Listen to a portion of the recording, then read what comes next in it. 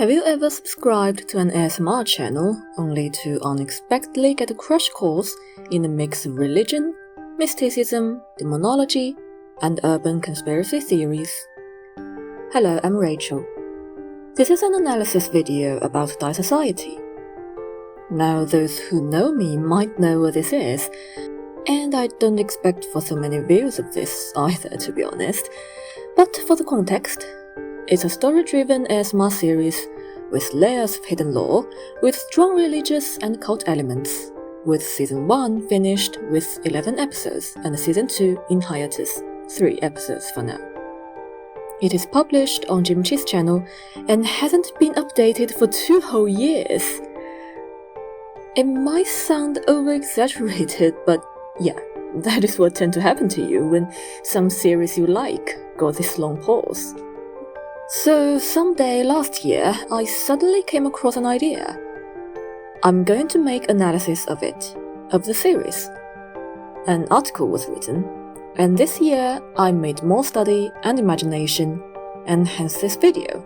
I will use this article as the foundation and add up the series I came up this year. I don't know how long it'll be, but presumably long. So you're welcome to make it your bedtime podcast or white noise. Jim himself is now actually really active on creating other videos, while here I am. I mean, no offense, but I just love speculating wildly like any other Lawthirsty fan. So I really need to emphasize that I will never claim this video's theory is Jim's genuine intention and design, but I'm trying to find a most logical and convincing explanation to ease myself. Hopefully some of you too, who are waiting for the finale. So the story is long, the questions are many, and the ending is yet to come. And we will start with the episode breakdown, with clues and brief analysis each episode. And for some reason, I don't know why I don't want to use the original series screenshots, so I will just fill the screen with some random things.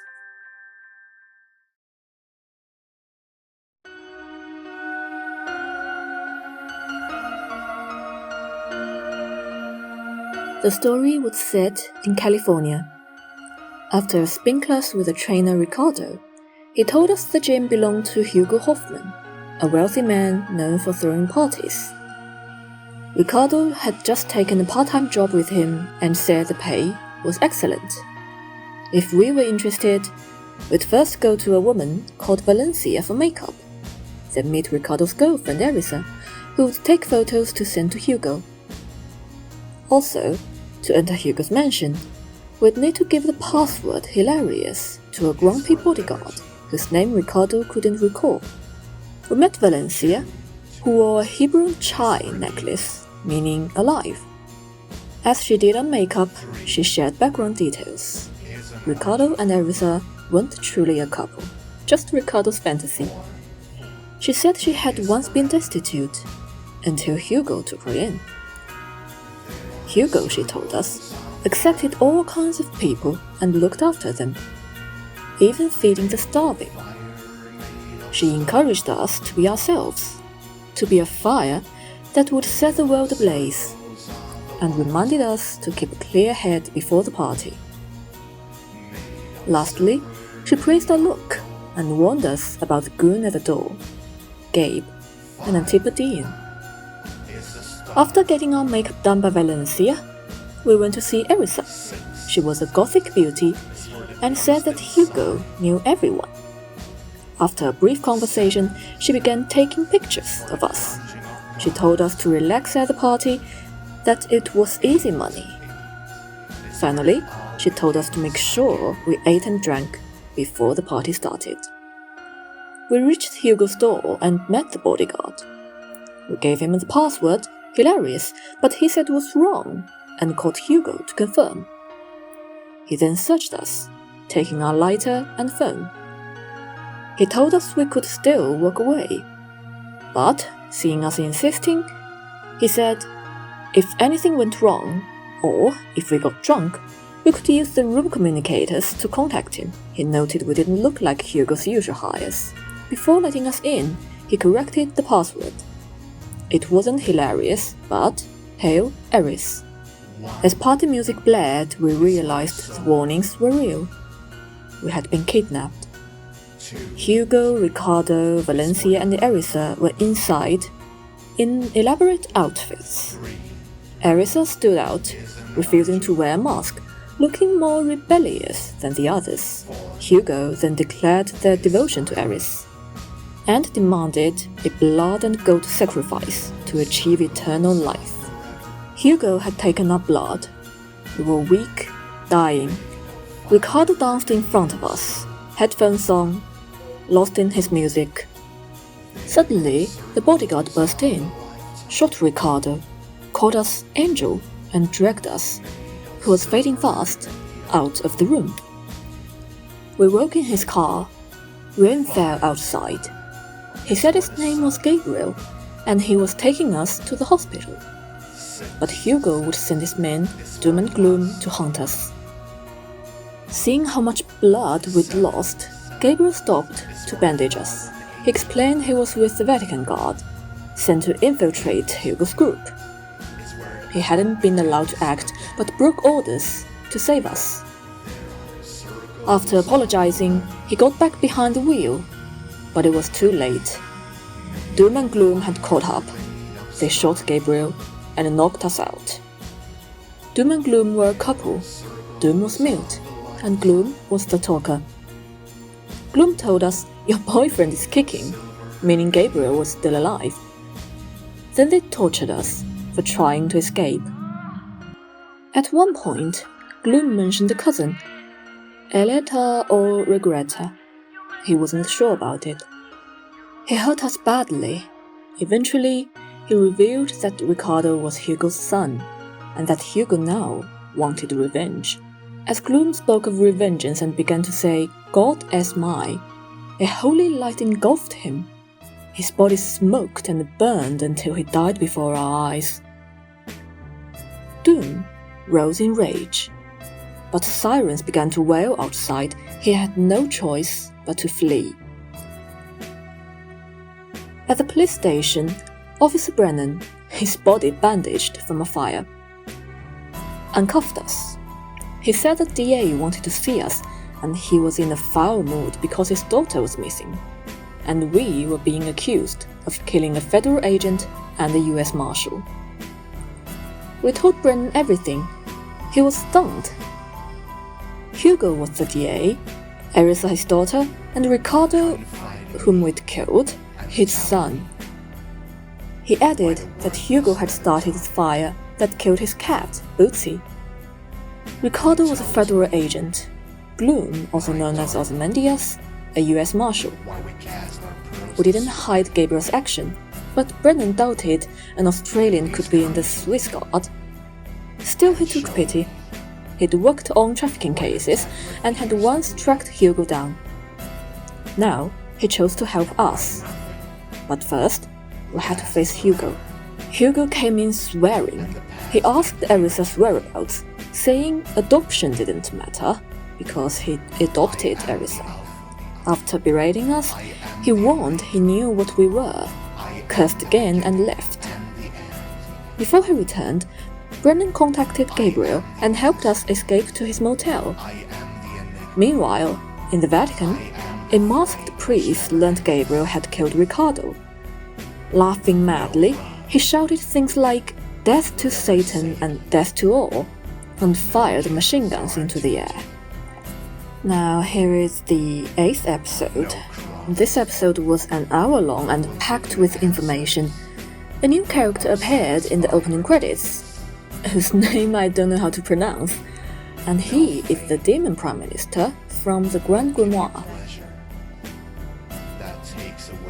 Brennan dropped us at the motel. Gabriel thanked him, joked he looked like a mummy, then said the department was inclusive. He called us Angel, even Angel Honey, saying he never thought he'd see us again. He survived by being a movie hero, by which he meant he didn't die because of the wound. And he found us after Brennan reached out. Dressed as a priest, but carrying a gun, Gabriel said it was just a cover. His mother was Swiss. He served in the Swiss army, but mostly grew up in Australia. Then he asked us not to be angry and wheeled out Elisa. It turned out he had kidnapped her. Elisa immediately said we were a demon, the opposite of Gabriel's angel. Gabriel muttered his boss had been right, but insisted his mission hadn't changed, to protect us. When Gabriel took a call, Elisa slid close. She claimed she was the real federal informant, not Ricardo. Hugo wanted demon blood, and Gabriel was dangerous. She said Ricardo and she were adopted. Her real name was Elisa, but Hugo called her Erisa, like the goddess Eris. Valencia, she said, was dead. She had called the cops to rescue us. And Bootsy?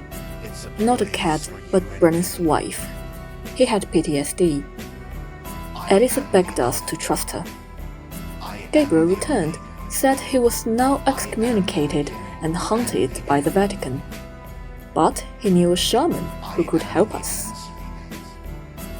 At the shaman's door, Gabriel stayed outside.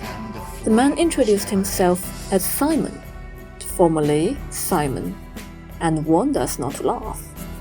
He told us we weren't a demon, we were an angel, and he handed us a mercury capsule, then explained he had once seen a real angel in Cape Town.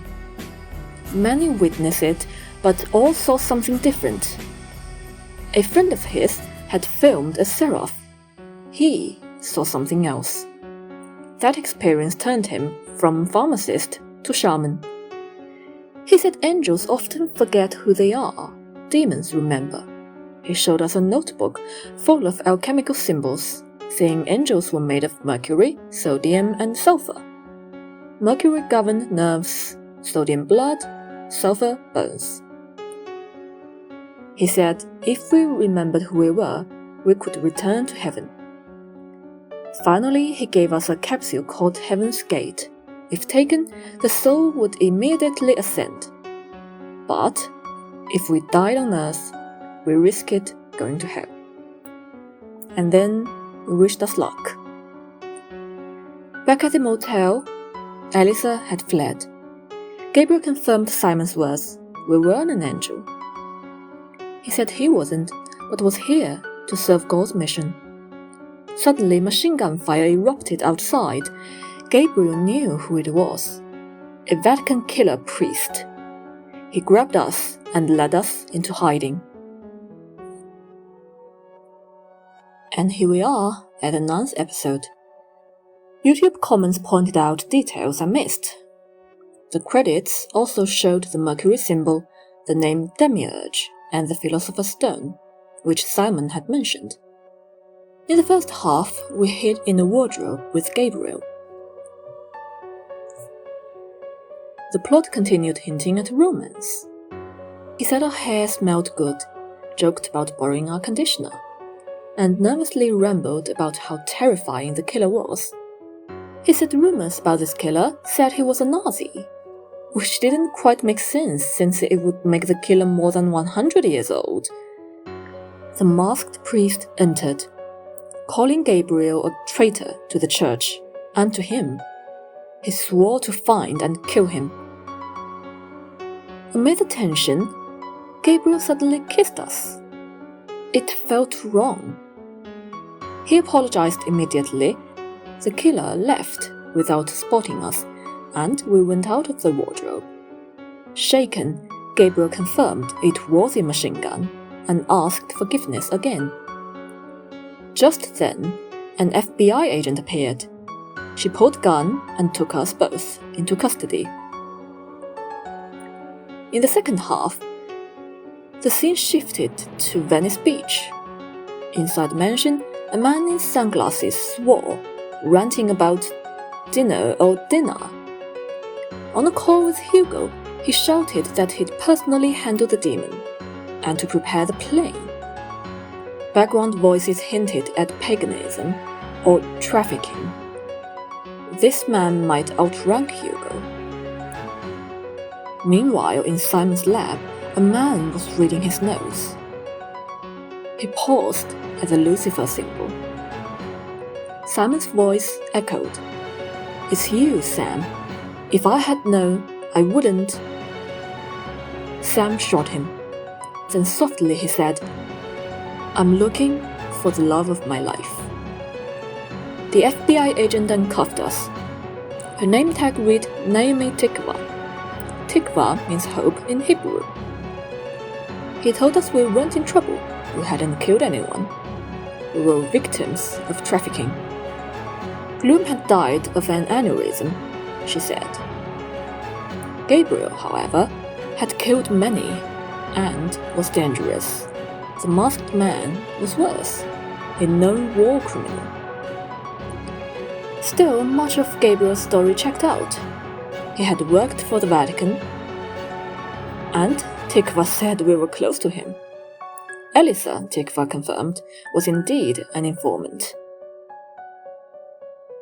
The man who called Hugo, whose name's Herman, his real name was William. He and Hugo were running a trafficking operation. Elisa was now back under Hugo's control. Tikva wanted our help. If we cooperated, Gabriel's sentence could be reduced. If we refused, he'd go to prison. She hoped we'd say yes, that we could get close to Hugo and save lives. When we agreed, she gave us a hidden mic and a keyword, Ozymandias. If things went bad, we were to say it. Episode 11 opened with a cast list, but the order felt off. Bill, Doom, the Masked Priest, Sam, Valencia, Hugo, Elisa, Ricardo. There was no clear logic. Tikva checked the mic. We went in. Doom met us, silent and grim. He saw us in anger but let us in. Hugo exploded. He said that we had ruined his life. Tikva warned us someone else was arriving. Bill entered, still swearing. He asked Hugo who Elisa and we were. Hugo replied, Elisa was his daughter and we were the demon. Bill asked, why had Hugo pointed a gun at his daughter? Why bring him, someone who had eaten an entire person on the plane, when the demon was already here? Then Tikva reported another presence. Sam entered. He said we were the love of his life, and we didn't belong to anyone. Bill joked the place was now a restaurant. Then the masked killer appeared. Sam shot fire. Tikva urged us to use code if needed. Hugo and Bill dove behind the couch. Elisa dropped to the floor. Sam shot Doom. Then Masked Man shot Sam in the cheek. Bill shouted at Hugo to shoot. Hugo hesitated, then fired. The Masked Man shot back but missed. Hugo fired again, knocking him down. And then Sam rose and began chanting. Bill shot him. The room shook. Bill collapsed. Darkness fell. And Tikva called off the operation. In the dark, a voice said it was coming to clean up. Then, one by one, figures appeared. Bill, suddenly gentle, said something kind. He muttered dinner or dinner. Hugo called us his children and said he loved us. Sam appeared again. He still called us his lover. He asked if we wanted apples. Elisa came at last. She said she only wanted to be loved and thought she'd find that love with us. The scene cut to hell. Bao appeared. He scolded us for thinking we were angels. Big D was disappointed in our father and Herman. Sam, he said, was the one who most resembled the Lord, and Eris was absent. Bill called us the traitor among devils. Then he took our lighter and told us to fuck off. Season 1 closed here.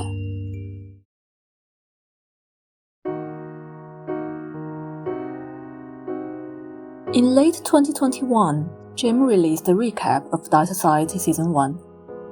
giving a review of it, I sort of summarized 6 key points worth noticing. First, he noted that both Valencia and Elisa had shown sympathy for us, perhaps because they sensed the fate awaiting us. Second, he described Gabriel's story about working for the church as spurious tales. He stated directly that Gloom was killed by holy light, not an aneurysm, contradicting Tikva's version. Fourth, he said Simon healed us by feeding us mercury. Fifth, he offered his own summary of Simon's theology. Demons don't usually live on earth, but when angels die in heaven, they are reborn here. If they sin or carry guilt, they too can fall to hell. Sixth, and most notably, he referred us as Astarte. We'll come back to that. We, a rookie constable, assisted Detective Charles Holmes on a homicide case. The victim was Dr. Malcolm. We were at his home, questioning his wife. Because Holmes' arm was in a cast, we handled the note-taking. Mrs. Malcolm described her husband's routine. That morning, she had taken the kids to school. He showered, brushed his teeth, made sandwiches, took his medicine, drank coffee, read the paper, and was about to feed the dog when the attacker came in, shot him, and released the dog. The house was covered in reminder notes. Malcolm had memory problems, often forgetting small things. Holmes asked if anyone else might have known about the dog. He added the FBI might get involved. The case resembled a string of random killings with a similar MO. Before leaving, he gave her his card and awkwardly wished her a Merry Christmas. In the car, Holmes sat in the passenger seat, lit a cigarette using a child's toy gun, and joked about his Merry Christmas habit. Then he grew serious. He said the wife was lying. He pointed out the dog cage. Large, expensive. A perfect family, a respected kid doctor, and now a chaotic murder where the dog was set free. No forced entry, just like another recent case. He said the FBI would likely take over, but he wasn't ready to give it up. He had to know what was really happening. Then he turned to us. Do you remember D.A. Hoffman's disappearance all those years ago? We didn't get to answer, then a crash. The screen went black. In the dark, we heard something, an unnatural sound. The second episode's title was written in Welsh. 2 words run together, leaving many viewers confused. The entire episode was narrated without dialogue. It had very low views, which may have led to Die Society going on hiatus. It opened in a hospital. A doctor explained that our brain looked fine on the MRI, but our pupils weren't responding. We looked dead. There was nothing to do but wait. Detective Holmes lit a cigarette.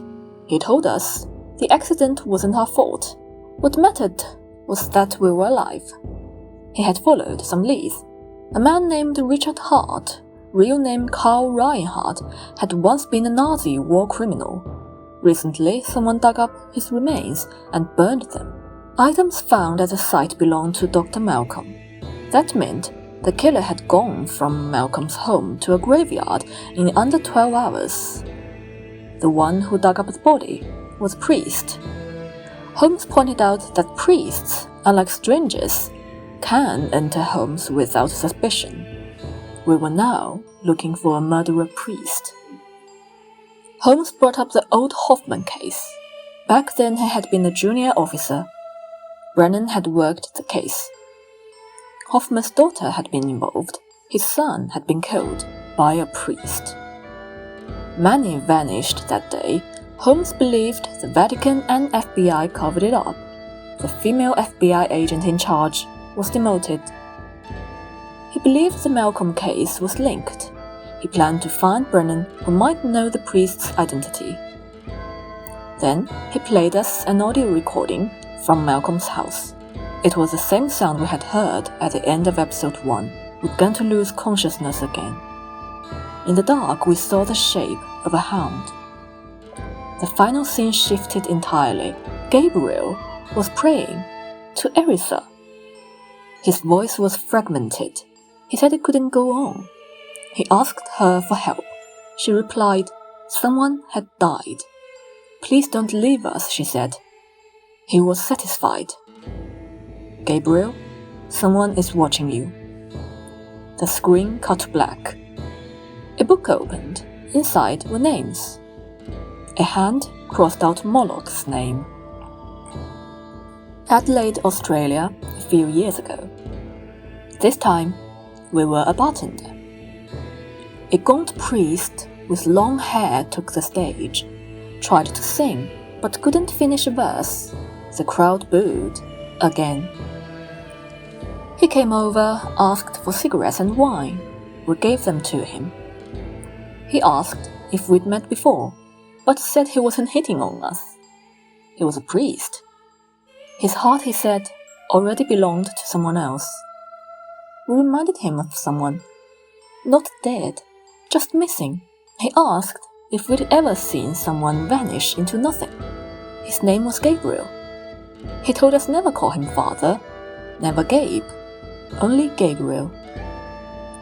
He rambled about tithes, Vatican work, karaoke nights in Swiss Guard, and so on.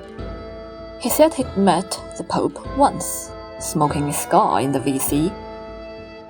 He drank, said he had first met that person in the US, on mission.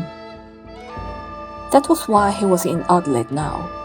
To drink, to sing, but also to search. He gave us a metaphor, said meeting that person felt like seeing a pet he hadn't cared about. Until the moment he saw them.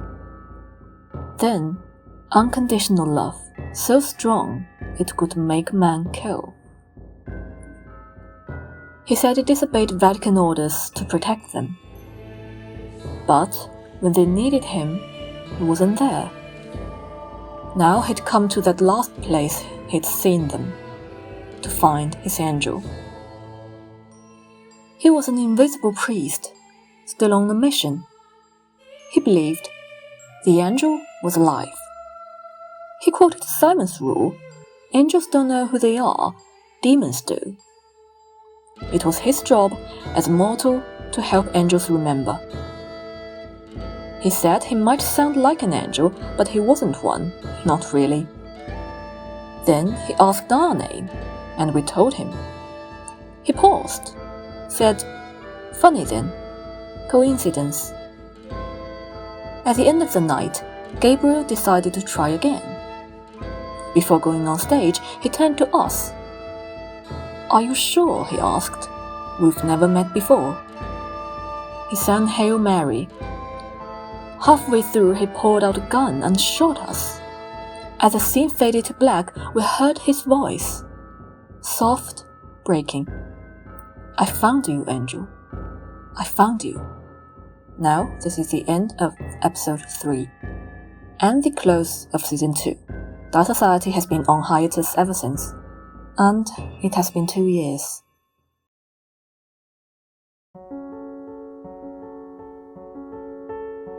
The first episode is basically just a setting, not a lot of information, just introducing 5 characters, including Ricardo, and a moment of feel like I've seen you somewhere before. But it's clearly not flirt, it's creating a slightly suspicious atmosphere. Valencia didn't have much information in this episode, even though she talks all the time. She mainly mentioned some interpersonal relationship between characters and character traits, as well as spouted off about Ricardo. It's worth noticing that here she called us cherub, a type of angel, but our names remain unknown or undetermined until episode 5, when our name or codename was confirmed. And here is the second appearance of the guy at the door, and the vocabulary used is Antipodean. It is the first time I know this word to represent Australians. About episode 3, I think there is even less information in this episode than in the first two. The only notable contradiction is around the name Elisa, whether it's Elisa or Erisa. So far the characters have called her Erisa, and that's what she calls herself, but the title screen says Elisa. She would explain that later though. In addition, she says something like, "We are like a family. Hugo will always take care of you," which echoes what Valencia said in the second episode about being penniless and taken in. It also lines up with the rest of the plot. The first 3 episodes are basically all about laying the groundwork. The religious elements of that society are still kind of absent here. The next episode is where the real story officially begins. First of all, the bodyguard, who appeared twice in the line, showed up. And the words were madly implying that there was a problem with this party and we could leave. But at the same time, he said, "You look different." And that's the part of the problem. How? Regarding this password, we can see that Eris is similar to Erisa, which makes it suspicious of Elisa's identity. The password Hail Eris is also very interesting. Eris is the goddess of chaos in Greek and Roman mythology. Her most famous event was that she caused the judgment of Paris with a golden apple. In the 20th century, there was a new religion called Discordianism that worshipped her, and their slogan was Hail Eris. Anyway, the main story finally begins in this episode. Gabriel's name officially came out in this episode, and he called us Angel, which also officially became our name, or code name, in that society. And I've always suspected that we actually had a real name and told Gabriel, otherwise Gabriel wouldn't say coincidence in Season 2 Episode 3. But that name raises the question, how did we become Angel? How did Gabriel know we were an angel? Gabriel was one of the classic rescue characters from the early era of Jim's videos, and by early era I mean 2018, when his channel started to the end of 2020. Those characters who saved us from danger often getting hurt themselves. I can count at least 4. Gabriel, Demi, Hamer, John the Black Eye, and maybe Malinky too if we consider the open-ended ending as a bad one. When Gabriel says he's doing Mission of God, does he mean that literally? Or is there a deeper hidden meaning? Also, it's worth noticing, the name Gabriel is an angel's name. He is the only character in the entire series named after an angel, which may or may not be intentional. And for the Swiss God, this part is confusing. The Swiss God is supposed to be Swiss, so how did an Australian get in? He will comment on these himself later. I don't think this episode is very important. I merely shipped the couples, like the boyfriend line, and noticed the final holy light. Why did the light kill gloom? Is this about us? Or did we call upon the light? This is clearly not something a mortal person can do. We are absolutely linked with some spiritual world. The main new character in this episode is Brennan, another of Hugo's victims who finally decided to help us. As for how he was able to contact Gabriel, I consider it as a minor plot flaw. He was burned by Hugo, and the name Brennan is also German for burn. Fire seems to be a very important image. Our light appears in almost every episode, later as well, and Valencia also mentions fire. But in all, why?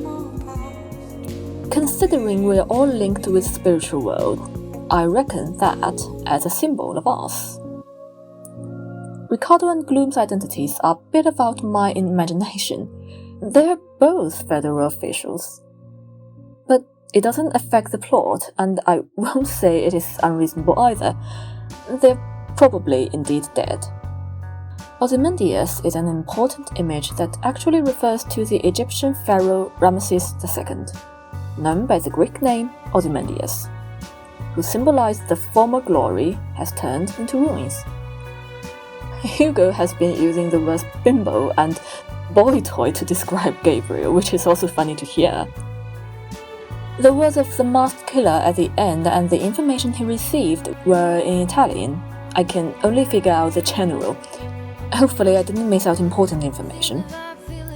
So far, this is proof that Gabriel really belonged to the church. He was about to be hunted down by the church for disobedience. And about Ricardo, the church is angry about his death? I'm really not sure about that since his information is too little. So I can only think as below. Ricardo was somebody who worked both for Hugo and the church. He didn't care about anything but chaos. Episode 8 is a long, information-dense episode. But Jim likes to play unreliable narration, and Gabriel and Elisa were at odds with each other. So, can Simon be trusted? Although at present I think Simon's credibility is relatively large. He gave too much information. High society doesn't seem to be enough to carry such a large volume of unreliable narration. Unless it is written as the murder of Roger Ackroyd, but at present, it seems that Simon was not like it. And combined with Simon's ending, he doesn't seem to be lying. At least he's giving the truth from his perspective. Besides, I also have a theory of Simon's identity, but we'll talk about this in the review part. And first, Gabriel's appearance in this episode is my favorite appearance in Jim's character. Secondly, the editing of this episode is also very smooth and the production level is very high. But Jim's equipment was not quite up to date at that time, and the white balance is constantly changing. But the cons do not obscure the pros. Now, let's see the plots. I kinda feel like Gabriel's suddenly so close to us, but maybe it's just a sudden plot development. Does he really like us? Or is there a purpose to it? But I'm shipping them anyway.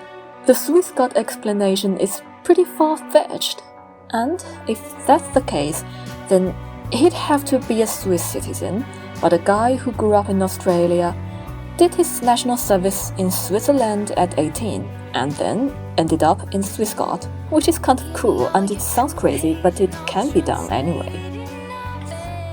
Elisa came out and told us a big information that we were a demon. At this point, Gabriel's "so my boss is right" line is worth thinking about. Who is his boss? The Pope or Hugo? And why does Gabriel immediately identify us as an angel? The mission remains the same, he said. So, what was the mission of the Pope before? Is it protecting the demon? Or is that Gabriel's way of saying he won't change and will still disobey the Holy See? So my theory is, that can be possible that the Vatican City in this world is not holy at all. Then it makes sense that the Holy See would order his Swiss God to sneak in Hugo's intuition and be an undercover. Then Gabriel gets on the phone, and Elisa gives us more information. According to the rest of the story, Elisa's claim that she was a federal informant is almost credible, and the resemblance between her name and Eris is a clue. The roles of Ricardo and Valencia are officially closed. Plus, Elisa doesn't believe Gabriel will actually help us, which is quite a contrast to Season 2, which, of course, has a completely different storyline from Season 1, so it's hard to say. What Simon says, which we assume to be true information, then becomes the principle of that society. On Earth, angels do not know their identity, demons do. It is through this that Simon confirms that we are angels. But again, is there an unreliable narration here? After all, the main character is the audience and we can't talk. What if we actually remember who we are? Or remember a little? I prefer to go with what Simon said. Simon mentioned that we died in heaven, so we lost our memories and came to earth. And if we die again, we may go to heaven or hell. That piece of Heaven's Gate also seemed to be a foreshadowing, but so far, the main story doesn't mention it. Besides, Heaven's Gate is a notorious cult and infamous for its members taking pills together. believing they were ascending. The name of this pill is an Easter egg or hint. Finally, at the motel, Gabriel says again that he is on a mission of God, and that he is not an angel, although his name is like one. So what is God's task? After all, he had disobeyed the church, which had excommunicated him. Besides, is it possible that he was also an angel who had lost his previous memory? The only character to be named after an angel has denied it twice, but the other is in season 2. But there is no other evidence for this either, and according to the following plot, Gabriel's number of murders is not small, not like Simon said what an angel would be like. In addition, there's a symbol in Simon's notes that he says is our angel symbol, which, according to the search, is actually the symbol of Lucifer. It is well known that Lucifer was an archangel who fell into the form of Satan. So in this episode, we can pretty much confirm our angel-demon duality. Episode 8 is important. In this episode, the first part of Gabriel and us is not very informative but sweet for us, who ship them too. At least me, who are shipping them. In this episode, Hugo's sunglass boss is called Herman. I'm not sure if I heard it right.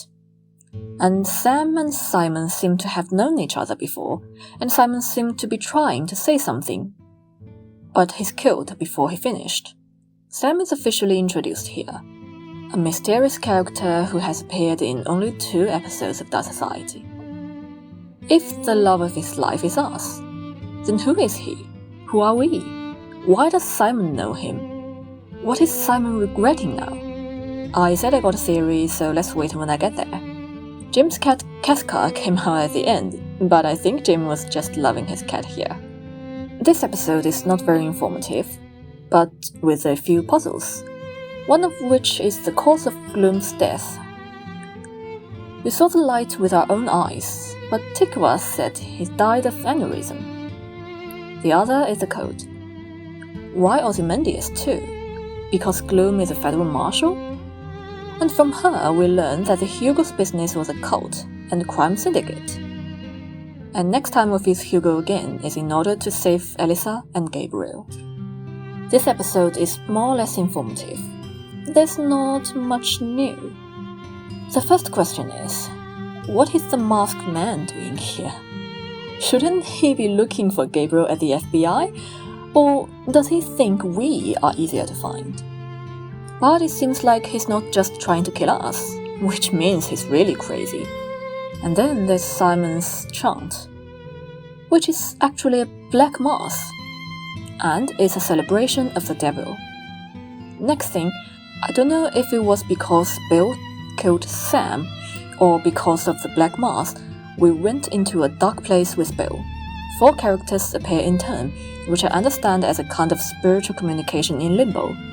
In hell, both words are worth investigating. It seems that Bill, Sam, and Elisa are all related to hell. I didn't quite catch that part either. It was a bit of a trouble. It's like we're a demon who've forgotten what we are. And the first season came to an abrupt end. Looking at this episode alone, except for the last sentence, there is really no connection to the first season. Malcolm's memory problems, I don't really know if they're important. And why would Mrs. Malcolm lie? Which detail did she lie about? I don't know. And the episode is about the dog. Malcolm's death was probably all about releasing the dog. So, what kind of dog is it? The title says Hellhound.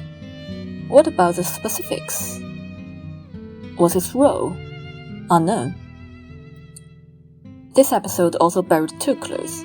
There isn't Kingsbury, and an absent suspect. It's a very informative episode, and it's starting to connect to the first season. A lot of clues really can only wait for Jim to explain, even if I analyze again and again, such as this Carl Reinhardt in the end, and what is the identity? Unknown. In addition, the detective speaks about the masked man as if he and Gabriel are the same person. But they have been in one picture together in Season 1, Episode 9, and from the point of view of Season 1 as a whole, this is not possible. The strange sound and the image of the hound were obviously important too, but there was no clue as to what they were. How did Gabriel and Elisa end up together again? Didn't they fight each other before? It's weird what happened between them. They seem to be asking each other. Gabriel asking Elisa for help, Elisa asking Gabriel not to give up on them. Besides, who is this he that Elisa is talking about? And who was that looking at Gabriel? The last name list seemed to have a lot to do with the Bible and Paradise Lost. At this point, the religious concept of that society has become more and more extensive, from the gods of primitive religions to the religious culture of modern times. The religious element is mostly over in this episode, and the next one is just as confusing and exciting. And here we come, the third episode of Season 2. I still remember the mood and the scene I was in when the trailer and video came out. It was like 8 or 9 p.m. at night and I was on the underground back to my place. I was browsing and suddenly saw the episode appeared. Anyway, as we can see, this episode is Gabriel's solo, and is mainly about what happened between Season 1 and Season 2. And the new plot is the shot that was fired at the end. People who don't like Gabriel are definitely not interested in this episode, and fortunately or unfortunately, I'm a huge fan of Gabriel, so waiting for the sequel is also very excruciating. In this episode, Gabriel's lines are all about finding someone until he finally says Angel. And the lines are great. Clue A and B seems to imply that only Angel can call him Gabe. Well, anyway, Angel is missing and Gabriel is desperate to find her.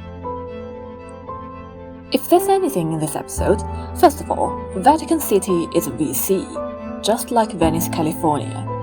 So let's hope Gabriel doesn't have anything to do with Bill. That would be crazy. Personally, I wouldn't like to see that. Second, does Angel have a name? From the line coincidence, we can see that the angel seems to have a real name and told Gabriel. She or the bartender can't be just called just Angel, right? The main problem in this episode is one line. It's the last line, I found you or I'll find you. I have asked several native English speakers about this word and they are not sure what it is. But later I asked M, one of the 2 mods of the channel, and at September 2024, she said it was I found you. Well, the time is not important, just to show that I started this project really early. Anyway, Gabriel's motive for shooting the bartender is uncertain. If it's the former, then the have we met before and the coincidence lines all make sense. But the shooting doesn't make sense, because Gabriel is looking for Angel, and if the person in front of him is Angel, or an resurrection or something, and hard to find, so hard to find, why shoot her? If it is the latter, then the reason for shooting could be some unknown preparation to find Angel or something. Maybe we're demons. After all, there's a hound in the middle of the video, but the lines at the front, thinking we are familiar, do not make sense. All in all, the plot is tantalizing.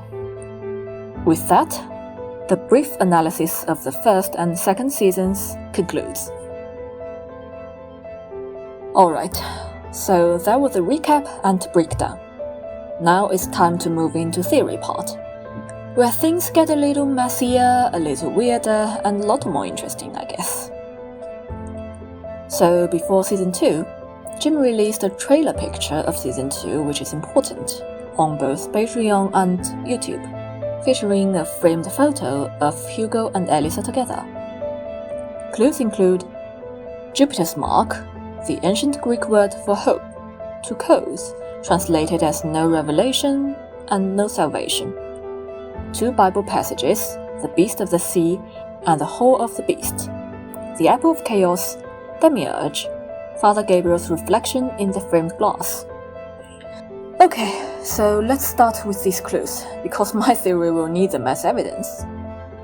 Speaking of Jupiter, the first thing that comes to my mind is that Jupiter represents Zeus.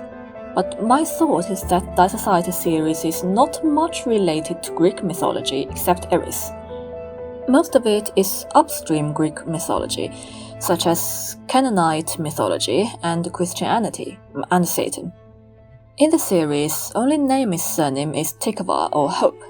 In Greek, Hope is Elpis, which is also the name of Hope in Greek mythology, and Spes in Roman mythology.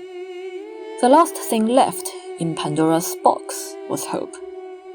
Not sure what these two will mean. Maybe Hope means that at that time Naomi was our hope. Revelation is book in the Bible, the book of Revelation.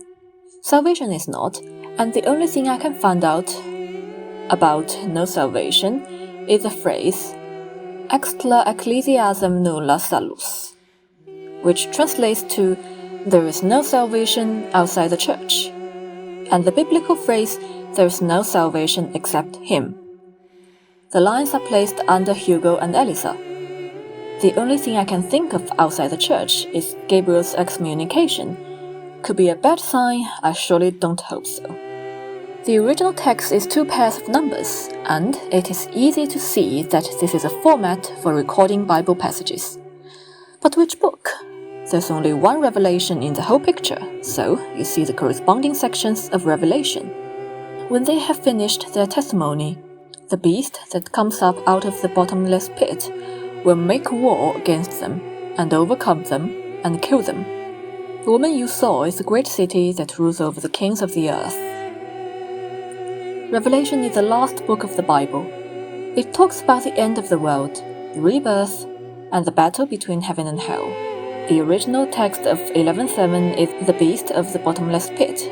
Beasts of the sea comes from 13:1 to 10.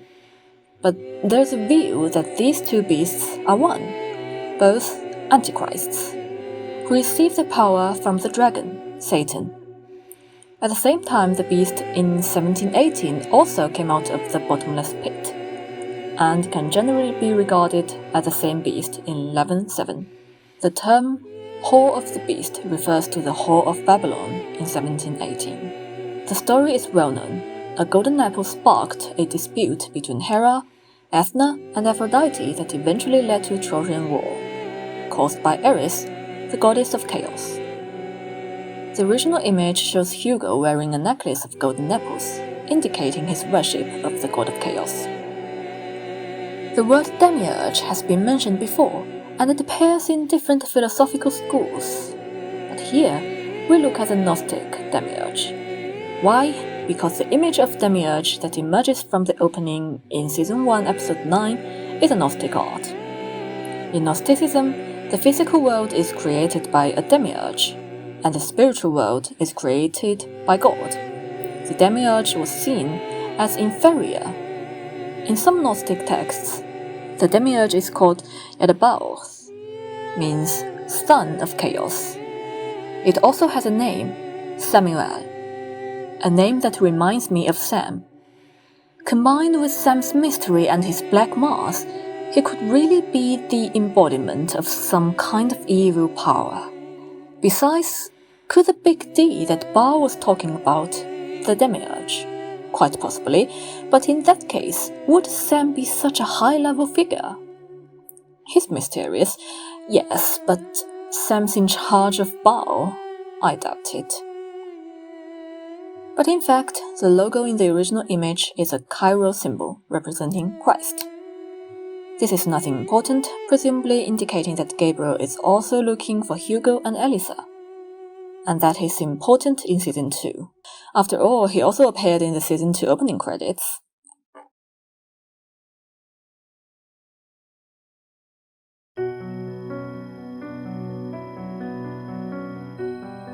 Okay, with all the clues and details we went through, let's take a review. Here is the graph I made for all the questions that I found interesting. I know it looks like some certain serviceability calculator when you're dealing with mortgage applications, but at least it is readable. Well, I tried. There are so many things.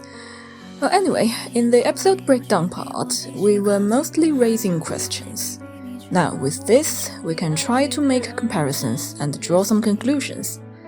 Hopefully, logical ones. So, when I was analyzing these clues, the demiurge got my eyes. Because this means creator. Naturally, the true creator is God, and no doubt on that, but here we have demiurge as the creator. And Jim used a kairos symbol, which is used to present Christ, to represent demiurge, so very likely Diasociety is a world set with Gnostic theory.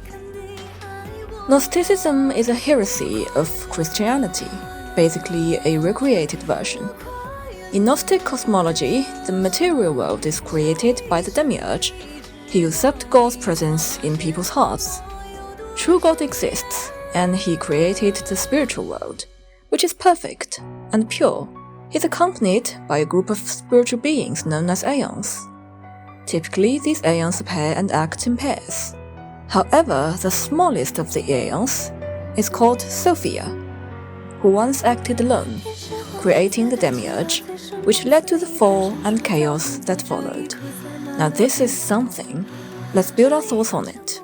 In the Gnostic theory, we have our God who created aeons and a spiritual world, and Sophia, one of the aeons who created demiurge and led to chaos. So where do we put us? After all, we are angel. We have to be in this divine hierarchy. Well, before that, I have to put in some background here. The biggest question about our true identity in Diasociety is, are we an angel or a demon? That's it. That is the question. But here's the thing, in Jim's official recap, he directly calls us Astarte, and that's when I confirm we're both.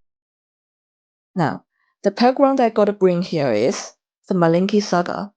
You can't talk about Jim's works without talking about the Malinki saga. It was his first long-form series, and the only one he's actually finished, running for a full 23 episodes. A lot of the theological and pagan ideas from the TMS feel like getting carried over into the Diasociety. After all, Diasociety Season 1 came out right after TMS ended. In TMS, the protagonist Malinki goes through a series of serial and dangerous events, gradually awakening to all sorts of powers, including time travel. She eventually discovers that she is Astarte, and she ends up confronting demons, and even saving the people who once saved her. During her journey, she meets Alistair Crowley, a real historical figure, who lived in the late 19th and early 20th century, and founded a pagan religion called Thelema. This is important. First, because Thelema shares a lot of ideas with Gnosticism, that mystic theory mentioned before. And second, because Jim has the actual Thelema sigil tattooed on his arm. On his right arm, the sigil of Thelema, on his left, the 8-pointed star, the ancient Sumerian sign for heaven, God, and goddess. It's also associated with the goddess Inanna, who is, essentially, the same as Ishtar and Astarte. So, who is Astarte? She's the goddess of chaos, of love, of sex, of war. She is duality itself, a goddess of both beauty and destruction.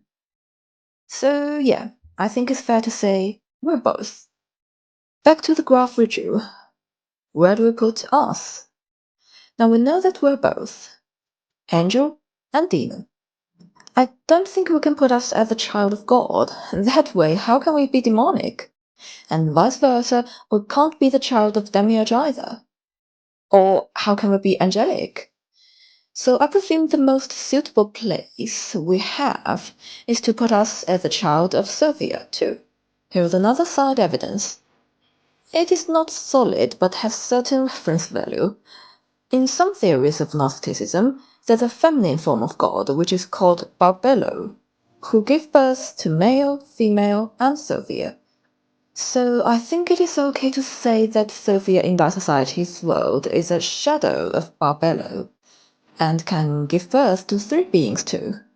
But according to Occam's razor, I won't keep Barbello in our analysis because I really didn't, and cannot study into Gnosticism so deeply. I'm not a Gnostic scholar and I don't intend to dive that deep. So I want to make it clear again. These are interpretive hypotheses, not definitive doctrines. Anyway, we are placed. But what are we exactly? Let's see what we have. Valencia talked a lot about fire with us. We got lighter with us throughout the season 1. We died in season 1 and resurrected in season 2, which I don't think there is any doubt on that. Fire, lighter. There is also an important concept in Gnosticism: spark. Spark is the fragment of divine truth buried inside the material body. Material is a prison. Spirit is what's real. How about we say we are the angel that is always carrying the spark? And when we died in season 1, episode 11, Baal confiscated our lighter, which means we lost our spark. It seems we lost, but later we resurrected. Does this ring a bell to you? A nice person with divine nature who died but resurrected later. We surely have a person who is like that. Jesus of Nazareth. So again, what are we? After comparing ourselves to Jesus, I'd say this: we are the Messiah of the world in that society. We're pure, we're kind, we're a human being carrying a divine nature, and we have the ability to resurrect. In the real world, Jesus is the Son of God. Well, that's not technically accurate. Jesus is God, but for the sake of simplicity, I won't dive into the Holy Trinity right now. The point is, Jesus wasn't directly created by God. He was born from a human couple, Mary and Joseph, still fully human and still fully divine. And we are the same. We don't have to be physically crafted by God in this world. We can inherit the spark through the part of Sophia that still remembers grace. We carry the holy nature not because the world gave it to us, but because God did. We are the Messiah here. But here is another question. If we are Messiah, why are we so poor, plain, obscure and little? I mean, Jesus himself isn't rich either, but he did a lot of miracles. But us, apart from that shine of holy light, nothing visible at least. Is there anyone who replaced us? If so, who is it? My current guess is Sam. Let's take a look at other clues. Baal said Sam is the one who is like the Lord. This took my attention. Who is Sam then? Why is he so important while being only in 2 scenes in that society? He's even more mysterious than Gabriel. Sam is like Lord. It's suspicious to hear because this means he's very close to Lord. Then who is Lord? Theoretically, God. But here, obviously, is Demiurge. Sam is like Demiurge. There can be 2 options to interpret that. 1. Sam is him. 2. Sam is closely related with him. But I don't think the first option is the one because Baal also mentioned a big D. I highly doubt this is Demiurge, and Sam is not. So the second option is left. So I say Sam is like Lord because Sam is the son of Demiurge and is replacing us as a fake Messiah. That can also explain why he calls us love of his life.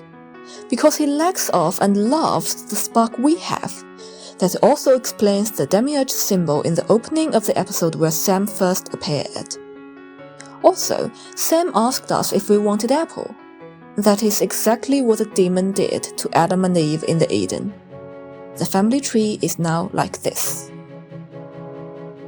But there is another important thing: Astarte.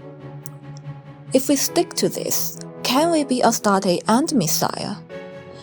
Well, to be honest, this is a part I personally struggle with. when I try to set this whole hypothesis up.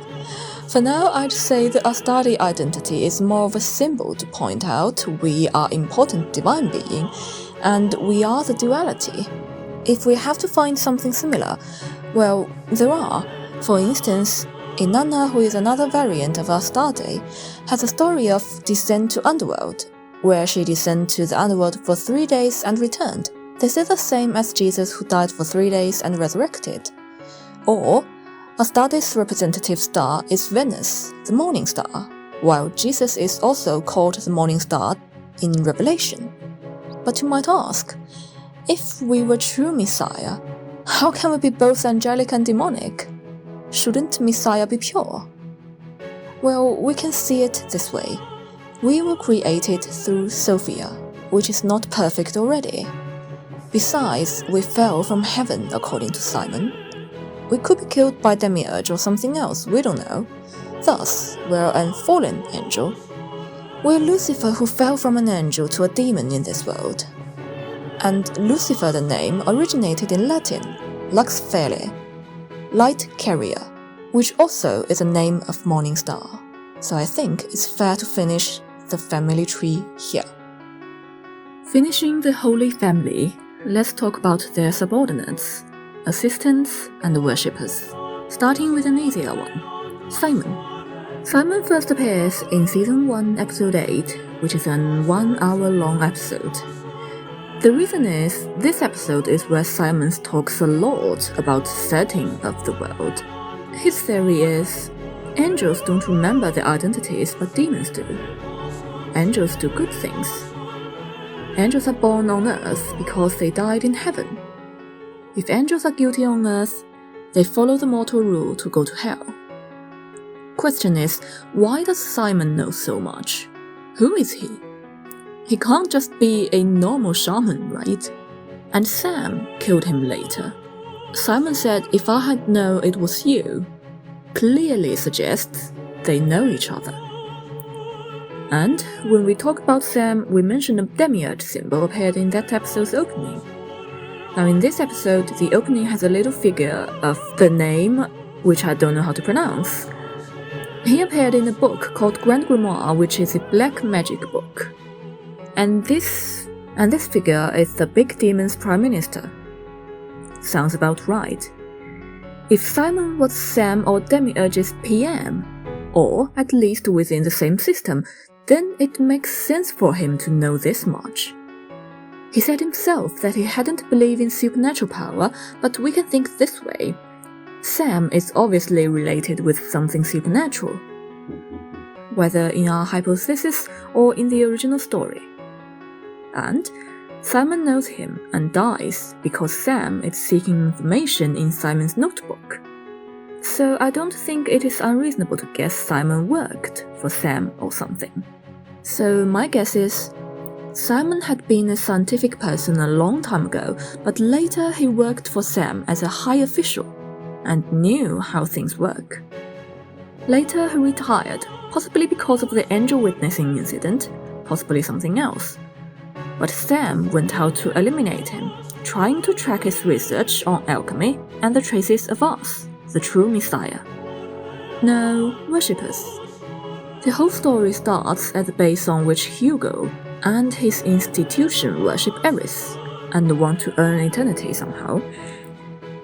But through the family tree we can see that in this world, either Eris as the goddess of chaos or us as Astarte are heresy. Demiurge is true. So the official institution in this world is not worshipping Eris. Then who is the official institution in real world? Catholic Church. Well, at least it is the largest one. Then how about this world's Catholic Church? We will call it Vatican in the following video. Who is they worshipping? Demiurge. Remember when we said Demiurge usurped the true God's presence? I think the graph can now explain why Gabriel whispered, "You are a demon, my boss was right, but my mission stands, I'm here to protect you." Because Vatican worships the big demon himself. That's why they sent Gabriel to observe their competitor, the other church, which is a follower of Eris, the church whose representatives are Hugo and Bill. According to Brennan and Charles, Hugo is a DA and Bill is a famous movie maker. Looks like they are closely linked with the mortal power. Yet they have this cult and captured us. Hugo even says he knows who we are and how to kill us. And he calls us child. To be honest, he knows who we are and how to kill us still confuses me because I didn't find a reasonable answer for that within my theory, but I'd say for now that he's just trying to bluff. He might know who we are like a lot of people did to Jesus, but how to kill us? Well, he appears to be so cowardly in Season 1, Episode 11, and we are not killed by him. We're resurrected, right? I'd say he's a medium to high rank in his church, using his mortal power to expand and cover his crime and sin, meanwhile pursuing Eris, his belief. As for Bill, the biggest question is, what is Dino he's murmuring about? I'm not even sure if that is spelled like this. Rumors say they asked Jim about this a long time ago, but Jim didn't answer, so I guess this is gonna stay as a riddle. I will just put it as something mysterious related with the disciplines of worshipping Eris.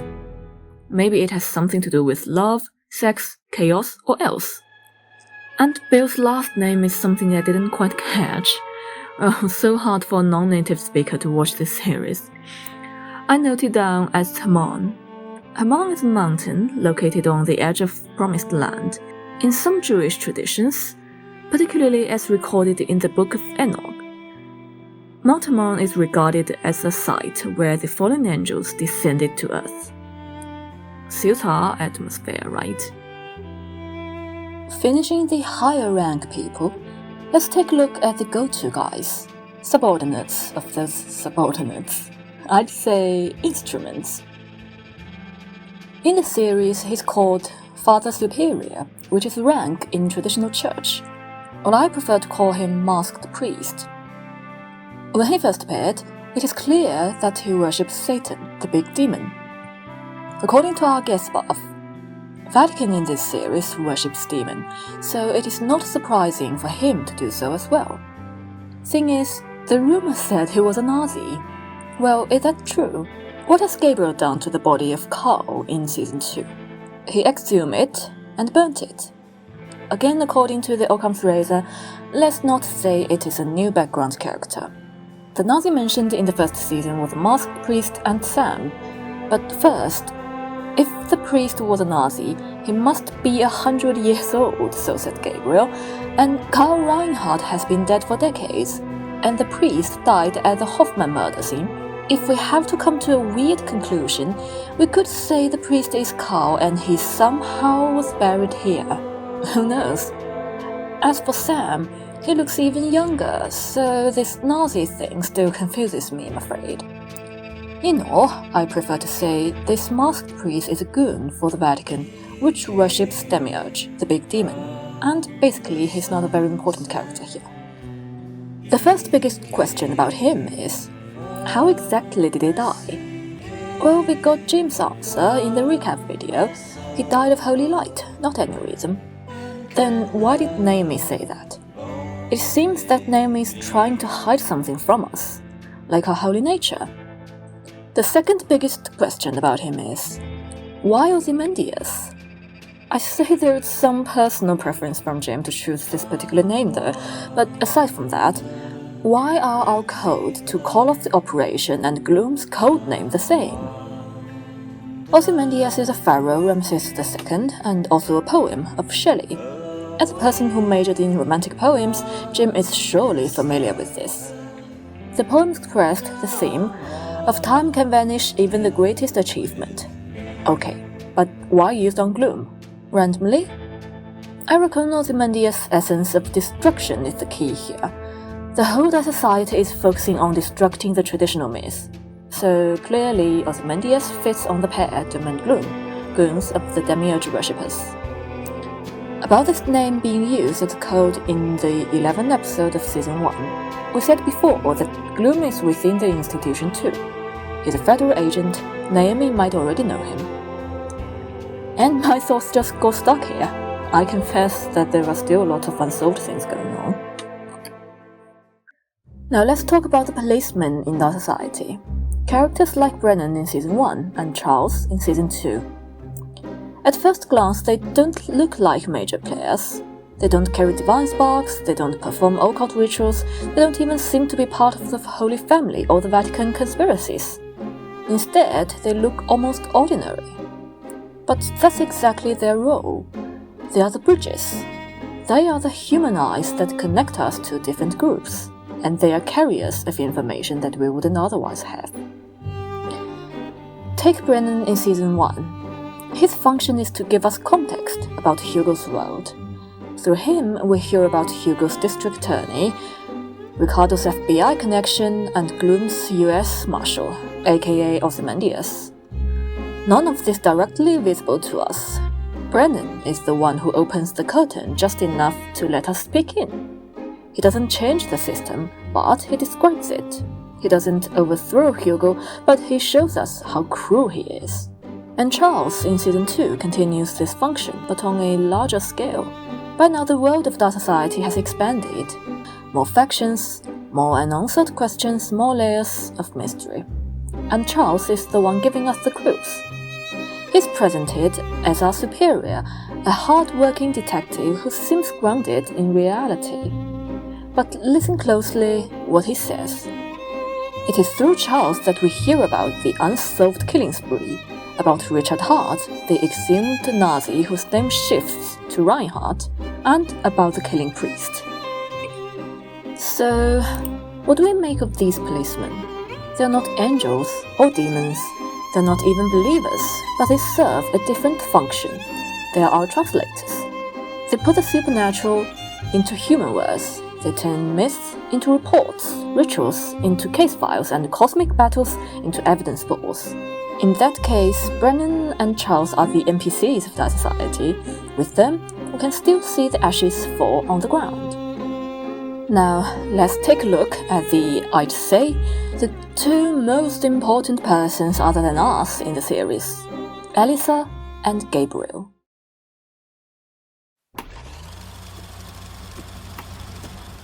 We mentioned Elisa earlier in the Holy Family part, and our conclusion is, she is or represents the goddess of chaos. We know she matters, but Elisa is designed to be unreadable. It is said that Hugo treats people like big family. On the surface, this might just sound like Hugo flattering himself, painting his cult as a welcoming household. But with Elisa in the picture, the meaning becomes darker. He isn't just an individual here. He's an icon of the family turned into a cult. She's the emotional glue that binds people to Hugo's system. In episode 8, Elisa calls Gabriel insane. Why? From her point of view, it makes sense. Gabriel is the one who defects from the system, who refuses to obey Hugo, who begins his campaign of purification and violence, who kidnapped her. To someone standing inside Hugo's family, Gabriel must look like a madman, a goon who has betrayed order. Elisa is still speaking from within the framework of Hugo's world, still seeing rebellion as madness. But then Elisa says something. She only wants love. Beneath the cult's family theater, Elisa is used, idolized, or controlled. The controversial part about her exactly shows her essence, as chaotic as her name. Jim himself commented on Elisa in the recap video. He said that Elisa has sympathy for us, Angel. I think this is kind of fascinating because it means Elisa can see, though dimly, that we are not just another pawn. She recognized something in us that is different, something that deserves compassion. There we have two women, both exploited by the system, both caught between divinity and humanity. In Season 2, Episode 2, Elisa appears again with Gabriel. Well, not directly, but we can tell by the cyan hair color. She mentions someone close or someone dead. The line is ambiguous, but it seems to hint at another presence haunting the story. Maybe Sam, maybe some higher presence, maybe even us. Then she says, "Don't leave us." This sounds like a kind of strange desperation, a plea to Gabriel not to abandon them, not to abandon her. For all her goddess aura, Elisa speaks like someone afraid of being left behind. But why? In season 1 she was so hostile with Gabriel. Is this some clue that Gabriel finds something vital, or something that can find Angel? But again, this scene is so strange because Gabriel is praying to her, and Elisa is begging him too. Anyway, finally, she says he is pleased. Who is he? The demiurge? The line is never explained, but it underlines Elisa's function. She is a piece of a system larger than herself, echoing the will of someone or something else. Gabriel seems like borrowing her power, and she needs him to help her too. So what is Elisa? She's sympathetic but powerless. She's human enough to want love, but divine enough to be worshipped. She links different parts of the world as the chaotic essence flows.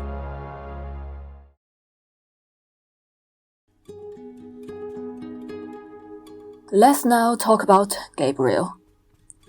Gabriel is one of the most complicated figures in Dai society. He's both central and reliable, crucial to the story, and impossible to pin down. Who is he really? An angel, traitor, an enemy, and lover? Early in season 1, Gabriel introduces himself as a Swiss guard. On the surface, this makes sense. The Swiss Guard are the Vatican soldiers, protectors of the Pope, representatives of the church authority. By calling himself that, Gabriel frames his presence as official, holy and ordained. It explains why he would be investigating cults, why he would be tracking people like us. But we already run into problems. Jim tells us in the recap that Gabriel's story is unreliable, spurious, as he said. So is he really a Swiss guard, or is this just a mask, a cover identity he uses to justify his mission? In season 1, Gabriel is called a traitor of the church, so I'd say it is really possible that he really belonged to the Vatican system. Like a man who once served, but then defected. Despite denying his angelic identity, Gabriel constantly talks about carrying out the mission of God. He frames his actions as part of his mission. On the simplest level, this is the Vatican's orders. When he says mission of God, he means the Vatican City sent me. In fact, in season 2 he said VC, most likely shorthand for Vatican City. But the phrase is loaded. Is Gabriel following God's will, or the demiurge orders? In the Gnostic framework we've been building, the Vatican doesn't represent the true God.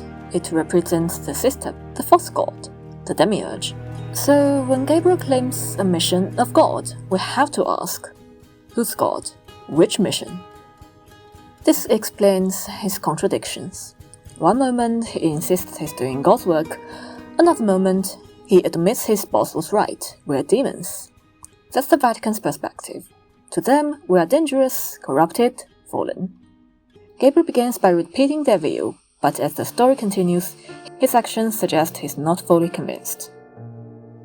And this is where Gabriel's story collides with ours. Because no matter what he says about himself, not being an angel, just being a soldier, Gabriel is the first character to call us angel. This is crucial. Valencia calls us cherub, but that's symbolic. Gabriel is the first one to name us, to identify us as angel in the narrative, and that is not a coincidence. Just remember, in the true world, it is the angel Gabriel who announces the coming of the Messiah to Mary. Here, in Dai society, it is Gabriel who announces us. He says his boss was right, we are demons, but still he calls us angel. It's a contradiction, but one that makes sense in this world. The true Messiah always looked like a demon inside a system built by false God. So Gabriel is both herald and hunter. He names us, but also condemns us. He identifies the fire, but also fears it. He's the one who both validates our identity and threatens our existence. By this point, Gabriel is no longer just a Swiss god, he's a paradox, and his relationship with us is the key to understanding all of it.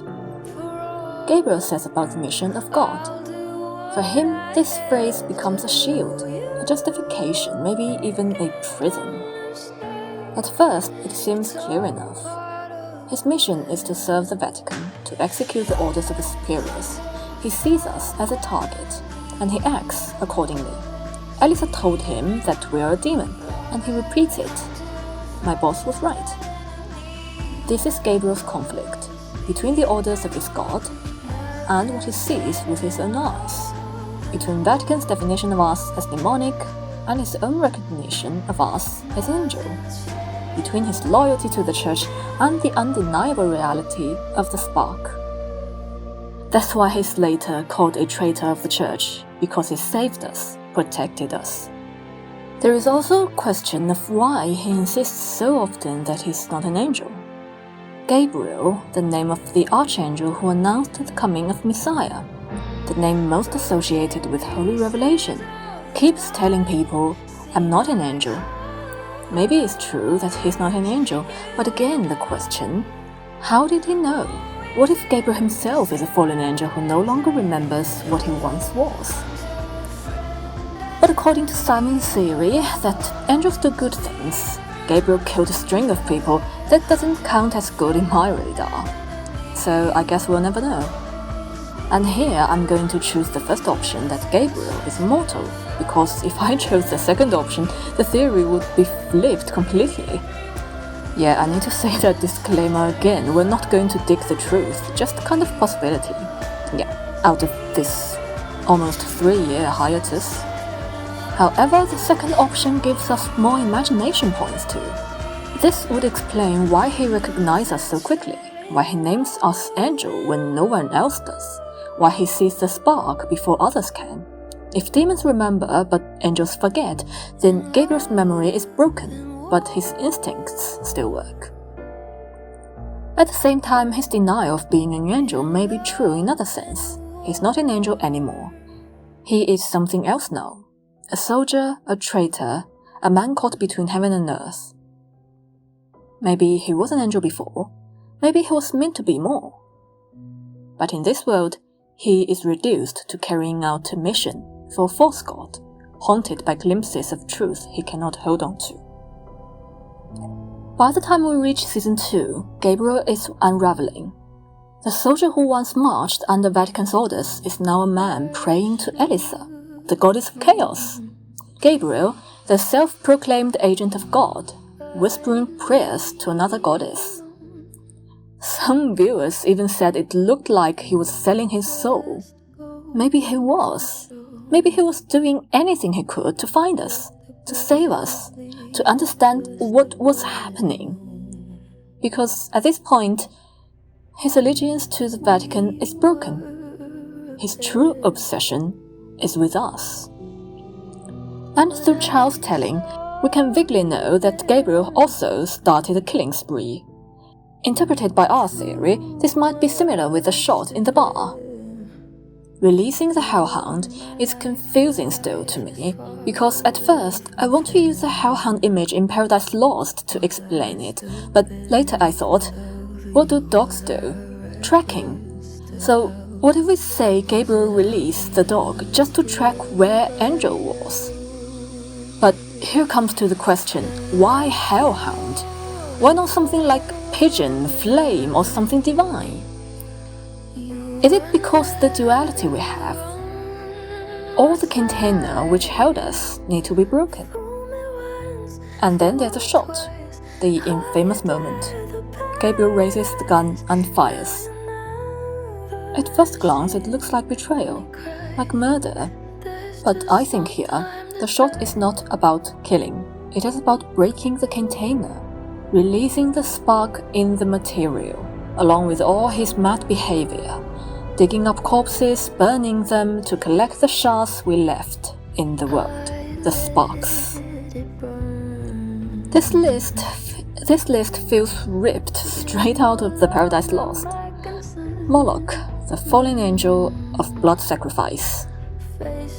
Death, the monstrous offspring of Satan and sin, father of the hellhound.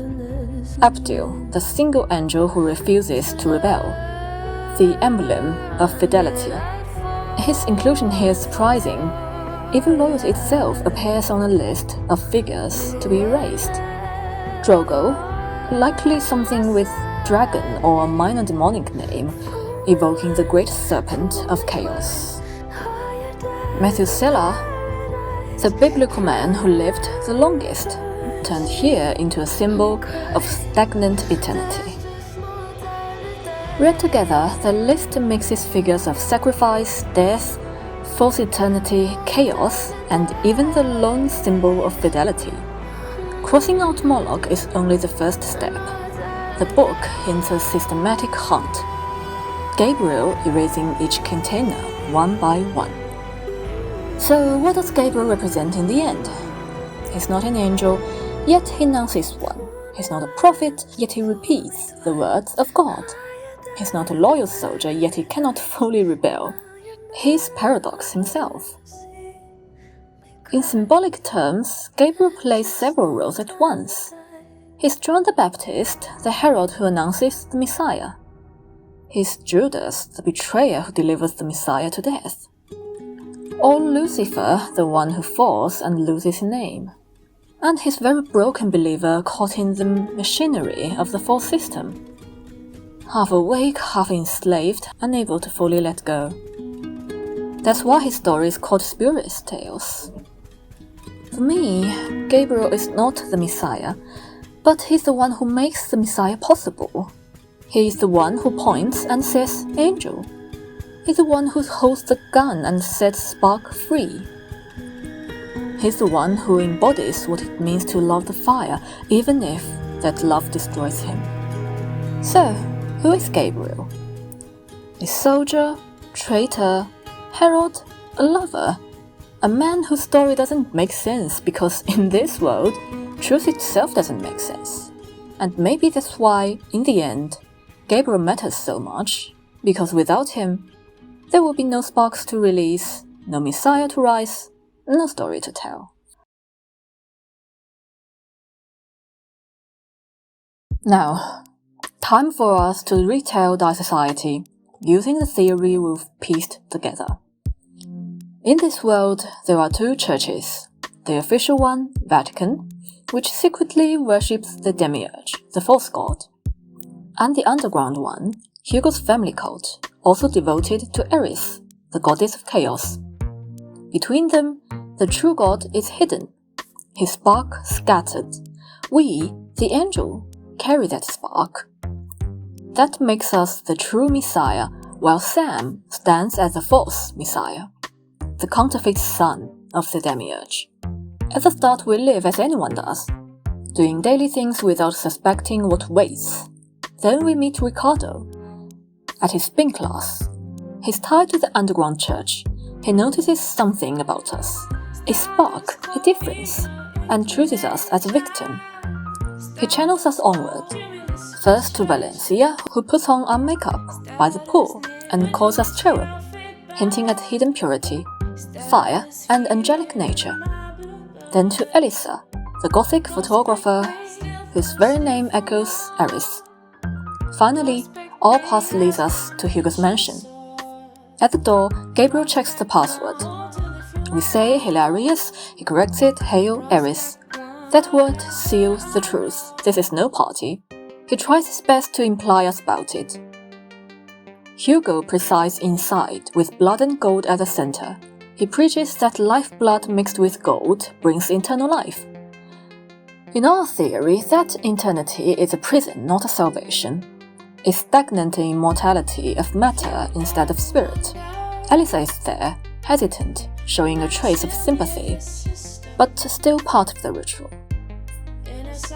The capture is broken by bodyguard himself, Gabriel. He bursts in, kills Ricardo, pulls us out. He sets his Swiss guard on the mission of God. But we know in this world that God means the demiurge.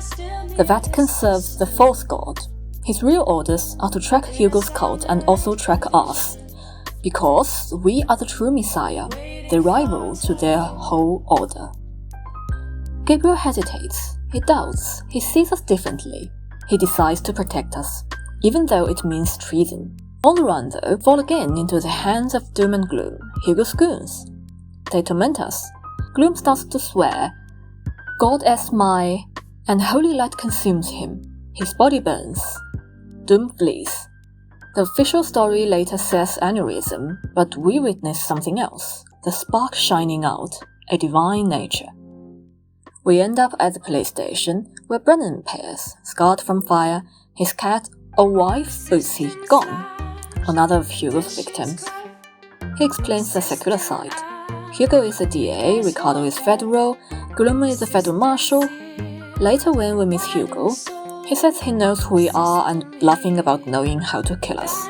Brennan gets contact with Gabriel, help us escape to his motel. In the motel, Gabriel reveals he has kidnapped Elisa. Now two voices clash. Gabriel calls us angel and insists on protecting us. Elisa calls us demon. Gabriel admits his boss said the same. The Vatican sees us as demonic. Well, of course they do. A false church must misname the true Messiah. Elisa isn't wrong either. We carry duality. We are angel and demon, light and fallen. We don't fit the false system. Elisa herself longs for love, yet serves chaos. Gabriel gets the message that he's excommunicated, but he still stays with us. Gabriel takes us to Simon, the pharmacist turned shaman. Simon delivers the theory. Angels forget their identity, demons remember. He describes things about alchemy and mercury, sodium, sulfur. He hands a Heaven's Gate capsule, promising instant ascent, but warning of judgment. He insists that we are an angel. Later we know there comes Sam in Simon's lab. He appears and kills Simon. He calls us his love of my life and steals Simon's notebook. Now the false Messiah holds the blueprint of the true Messiah. Why is he in love with us? Because he lacks what we have. He longs for that truth. Back at the motel, the masked priest appears. Father Superior, the Vatican's killer. Possibly a Nazi, certainly an agent of the Demiurge Church. He hunts Gabriel for betrayal. After getting away from him and suspiciously flirt without consent, we get out of the hiding closet. Then we are taken into custody by FBI agent Naomi Tikva. She claims we are victims, not criminals, and promises help if we return to Hugo's mansion.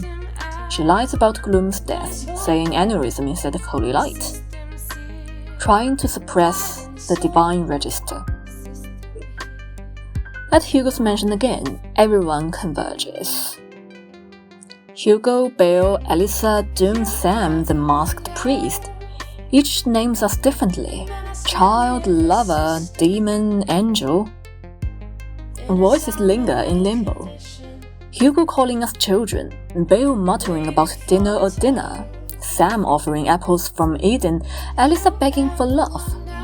Then we descend to hell, where Baal confronts us. He says we're a traitor among devils, calls Sam the one who most resembles the Lord, and mentions Big D, the Demiurge. Then he seizes our lighter we carry along the journey, the symbol of the spark. We return as a rookie constable. Detective Charles Holmes leads us through the Malcolm case. A lying wife, a dog cage too large, a breaking case where a priest appeared. On the way back, he mentions the old Hoffman disappearance. Charles also tells us about priest digging up corpse and burned it, linking Malcolm's death because they were Malcolm belongings. All clues show a priest. We know it is Gabriel doing this search. Then Charles plays a tape of the Hound's howl. We see the hellhound, Death's child. Later the episode we see Gabriel prays to Elisa. She whispers, he's pleased, someone's watching you. The subject is left behind. The Demiurge? Sam? Either way, Gabriel's prayer pleases the very system he resists. He seems to have lost a lot these years. Then the list of names. Moloch, Death, Abdul, Drogo, and Methuselah. Gabriel begins to crossing them out. Purging containers. Tied to sacrifice, death, chaos, even fidelity itself. It was a few years ago. We are another incarnation, a bartender in Adelaide. Gabriel stumbles drunk through karaoke. He refuses us calling him Father or Gabe, insists only on Gabriel. He recalls missions, disobedience, unconditional love. He says his heart belongs to another, not God though. He keeps asking our name, if we have met before. He says angels don't know who they are, demons do. He says he's not an angel. Then, mid Hail Mary, Gabriel pulls a gun and shoots us, and says, I found you. In our theory, he does not shoot and us, but to break the containers. He releases the spark, scattering it, continuing his desperate quest to resemble angel. He digs graves, burns bodies, unleashes the hellhound. Each act is part of the same logic. Only by breaking the containers and release sparks will the true Messiah rise.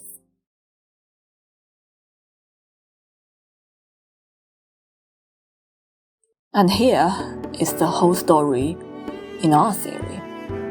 Across both seasons, the pattern repeats. The world names us wrong. Hugo calls us child, Sam calls us lover, Vatican calls us demon, Gabriel constantly calls us angel. Even as he betrays, kisses, kills. Jim's recap seals it. We are Astarte, the goddess of descent and return. And we think we are the true Messiah of this inverted world. Death cannot end us. Every container that breaks only releases the spark again. 2 years passed, the society never updated, but the question never left me. Who were we? What were we? So I wrote this, and in that writing I realized maybe this story will never end.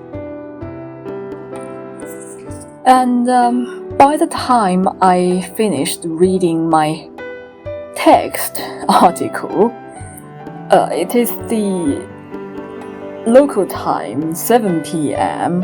at the 7th anniversary of Jim's channel, just at the deadline of it. So, apologize for all this rough-made video or my hoarse sound.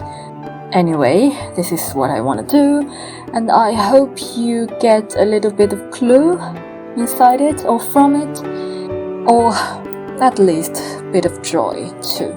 And thank you.